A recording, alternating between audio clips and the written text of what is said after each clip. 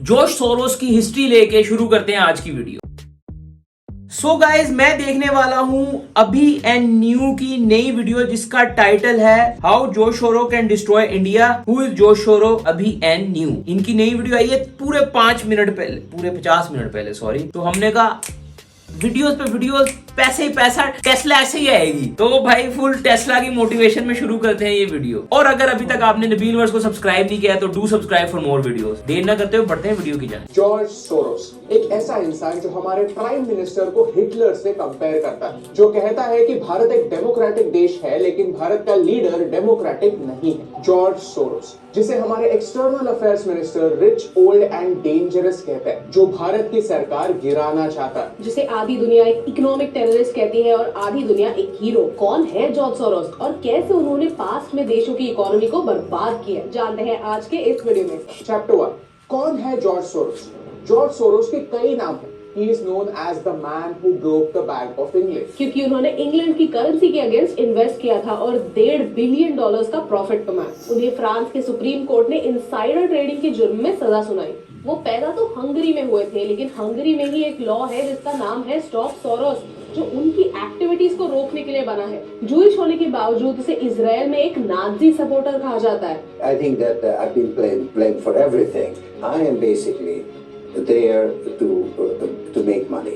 I cannot and do not look at the social consequences of what I do. उसके China के साथ पंगे हैं, इंडिया के साथ पंगे हैं, रशिया के साथ भी पंगे हैं। भाई एक इंसान एक लाइफ टाइम में इतने देशों से पंगे कैसे जिसके इतने देशों के साथ पंगे हैं, पाकिस्तान का दोस्त तो नहीं कहीं वो ले सकता है? सच ये है कि सोरोस को एक कॉम्प्लेक्स है, गॉड कॉम्प्लेक्स, जिसे समझने के लिए हमें सोरोस के ओरिजिन को गहराई से देखना होगा। Soros is now 92 years old. उनका जन्म हंगेरी में हुआ था और जब वर्ल्ड वॉर 2 शुरू हुआ तब वो बस 8 साल के थे। वर्ल्ड वॉर 2 के दौरान एक जू होना सच में हॉरिफाइंग था, लेकिन सोरोस का परिवार स्मार्ट था, एक सर्वाइवर था। पहले उनका नाम श्वार्ट्ज था, लेकिन नाजी ऑक्यूपेशन के समय उन्होंने अपना लास्ट नेम बदला और सोरोस ये आइडेंटिटी अपनाई ताकि वो जूइश है ये आइडेंटिफाई करना डिफिकल्ट हो जाए। सोरोस देखते गए कि उनके आसपास के जूइश लोग पकड़े जा रहे हैं, लेकिन उन्हें कोई नहीं पकड़ रहा। इनफैक्ट उन्होंने खुद कहा है कि वर्ल्ड वॉर के दिन उनके हैप्पीएस्ट दिनों में से थे, क्योंकि तभी उन्होंने सर्वाइवल के बारे में सीखा,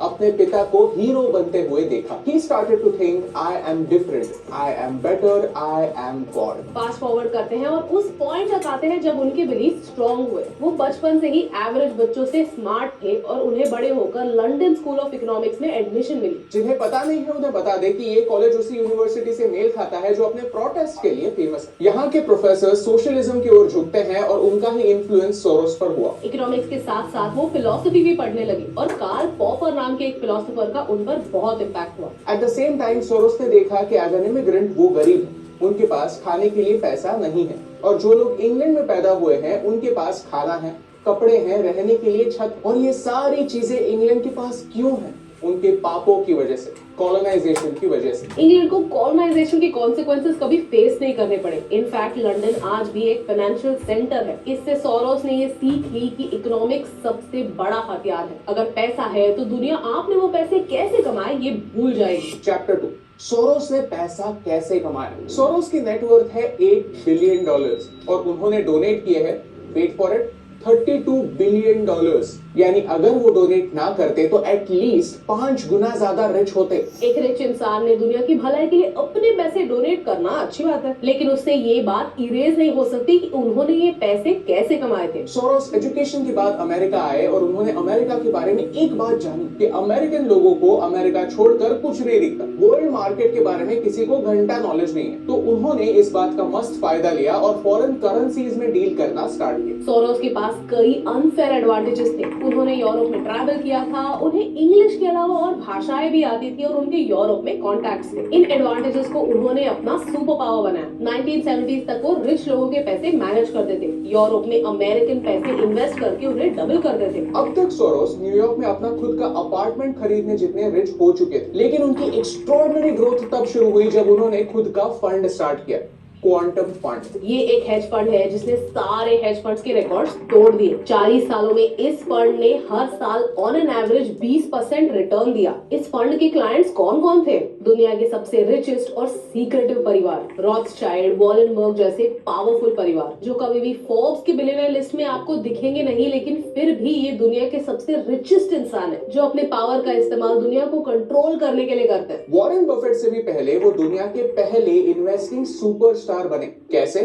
केओस का इस्तेमाल करके। That there are times when the normal rules don't apply. The way you've looked at the world is just not applicable because the world has changed. Chapter 3. Destroying countries for profit. Foreign currency trading market में हर दिन $5 trillion के trades होते हैं। Soros यही करते थे, वो एक कंट्री की करेंसी को टारगेट करके शॉर्ट पोजीशन ले लेते थे और करेंसी जितनी गिरती उतना ही वो प्रॉफिट कमाते। 1990s में सोरोस ने एक ऐसी चाल चली जिससे उन्होंने रातों रात $1.5 बिलियन का प्रॉफिट कमाया। उन्होंने ये नोटिस किया कि ब्रिटिश पाउंड एक बेकार पोजीशन में, ब्रिटेन की इमारत ऑलरेडी डगमगा रही है। एक छोटा सा पुश और ब्रिटेन कोलैप्स हो जाएगा, और उन्होंने वही किया, एक छोटा सा पुश किया, बस $10 बिलियन का पुश। उन्होंने इतने सालों में बहुत रेपुटेशन कमाई थी, कोई भी इन्वेस्टर, कोई भी बैंक उन्हें लोन देने के लिए रेडी था, तो उन्होंने अपने सारे सोर्सेज से पाउंड्स बोरो किए और 10 बिलियन पाउंड्स यूरोपियन मार्केट में बेच दिए और जर्मन मार्क्स खरीद लिए। उनका इन्फ्लुएंस इतना बड़ा था कि कई सारे हेज फंड्स ने सिमिलर स्ट्रेटजी अपनाई और पाउंड्स बेच दिए। अगले ही दिन ब्रिटिश पाउंड जर्मन मार्क के अगेंस्ट 15% गिरा। द लॉजिक इज सिंपल, जब इतने लोग पाउंड्स बेच रहे थे और सामने बायर्स नहीं थे, the price was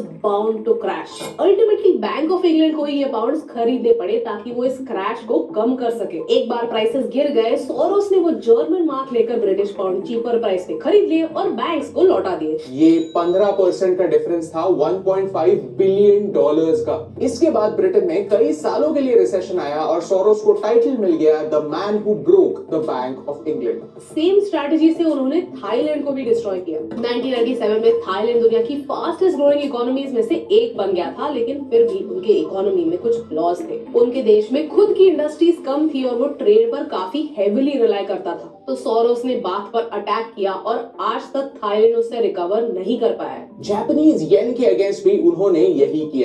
If I weren't there, of course I wasn't doing it, but somebody else would be taking it away anyhow. Chapter 4, इस पैसे का इस्तेमाल। सोरोस ने एक इंटरव्यू में कहा कि एक दिन उन्हें ऐसा फील हुआ कि उन्हें एक हार्ट अटैक आ रहा है। तब वो अपने फंड पर ही सबसे ज्यादा फोकस कर रहे थे, अपने काम में खुद को डुबाते थे और बाकी किसी चीज के बारे में नहीं सोचते थे। उन्होंने खुद से कहा कि अगर मैं सिर्फ पैसे कमाते कमाते मर गया तो मेरी लाइफ को कुछ मीनिंग ही नहीं होगा। 1993 में उन्होंने ओपन सोसाइटी फाउंडेशन एस्टैब्लिश की, जो पूरे दुनिया में प्रो डेमोक्रेसी एक्टिविज्म को सपोर्ट करती है। उन्होंने साल 2000 के बाद अपना फोकस अपने फंड पर छोड़कर यहाँ करना स्टार्ट किया और इसी ऑर्गेनाइजेशन के अलग अलग कामों के लिए उन्होंने $32 बिलियन डोनेट किए हैं। उन्होंने आगे जाकर बराक ओबामा और हिलरी क्लिंटन जैसे कैंडिडेट्स के कैंपेन्स को भी फंड किया। लेकिन 2011 में अचानक से उन्होंने अपना क्वांटम फंड बंद कर दिया। रीजन भी अजीब है कि SEC यानी अमेरिका की सेबी ने उन्हें कहा कि अब सारे हेज फंड्स को भी ट्रांसपेरेंट रहना होगा, अपने फाइनेंशियल डिटेल्स SEC के साथ शेयर करने होंगे। ये बात सोरोस को बिल्कुल पसंद नहीं आई। वो अपने ऑपरेशन सीक्रेट रखना चाहते थे। Now this is very weird for someone who believes in transparency, who believes in a fair world. फिर उन्होंने अपने सारे इन्वेस्टर्स के पैसे लौटा दिए और सिर्फ अपने पैसे मैनेज करने लगे। चैप्टर 5, सोरोस डेंजरस क्यों? हमारे एक्सटर्नल अफेयर्स मिनिस्टर ने जॉर्ज सोरोस को एक डेंजरस इंसान कहा। डेंजरस क्यों? सोरोस जैसे फाइनेंस में अपने डिजायर्ड आउटकम के लिए किसी भी हद तक जा सकते हैं, क्या वो अपने पॉलिटिकल एम्बिशंस में भी किसी भी हद तक जा सकते हैं? जैसे उन्होंने ब्रिटेन में होने वाले क्राइसिस का इस्तेमाल ब्रिटेन की इकोनॉमी को तोड़ने के लिए किया, उससे प्रॉफिट कमाया, थाईलैंड को डिस्ट्रॉय किया, वैसे ही क्या वो भारत के अगेंस्ट अपने वेरियस सोर्सेज के थ्रू शॉर्ट पोजीशन लेंगे? यानी भारत की प्रोग्रेस से नहीं, भारत के डाउनफॉल से प्रॉफिट कमाएंगे? ये सवाल काफी इंपॉर्टेंट है। इस वीडियो की शुरुआत में मैंने आपसे एक सवाल पूछा कि जॉर्ज सोरोस एक हीरो है या विलेन? जवाब समझने के लिए हमें थैनोस को समझना होगा। थैनोस का एक ही ऑब्जेक्टिव है कि दुनिया में बैलेंस होना चाहिए। दुनिया में रिसोर्सेस लिमिटेड हैं और लोग बहुत ज्यादा। जब तक लोग कम नहीं होंगे तब तक दुनिया में बैलेंस नहीं होगा। इस एक आइडिया को अचीव करने के लिए थैनोस किसी भी लिमिट तक जा सकता है, किसी भी हद को पार कर सकता है। अपने लक्ष्य को पाने की उसे भूख। वैसे कहा जाए तो क्या थैनोस का पॉइंट गलत है? बिल्कुल नहीं। थैनोस इज राइट, लेकिन अगर एक राइट आउटकम तक पहुंचने के लिए गलत तरीके इस्तेमाल हुए तो क्या फायदा? सोरोस ने बचपन से दुनिया को ब्लैक एंड व्हाइट में देखा है। उसने देखा है कि डिक्टेटर्स होते हैं जो दुनिया को वॉर के अंधेरे में ढकेलते हैं। तो जब भी कोई सिंगल लीडर बड़ा होता जाता है, सोरोस डर जाता है, अपना पैसा और इन्फ्लुएंस बैलेंस एस्टैब्लिश करने में लगाता है। उसने देखा कि इंग्लैंड करप्शन और इनइक्वालिटी का सेंटर है, तो उसने वही किया जो उसे सही लगा और ढेर सारा प्रॉफिट कमाया। उस प्रॉफिट से पावर खरीदी, मीडिया खरीदा, पॉलिटिकल लीडर्स खरीदे, उन्हें इन्फ्लुएंस किया। इसमें सही गलत को छोड़कर अपनी फिलॉसफी, अपने वैल्यूज को इम्पोज किया। But the truth is, Bharat एक डेमोक्रेसी था, है और हमेशा रहेगा। सत्ता का खेल तो चलेगा, सरकारें आएंगी जाएंगी, पार्टियां बनेगी बिगड़ेगी, मगर ये देश रहना चाहिए, इस देश का लोकतंत्र रहना चाहिए।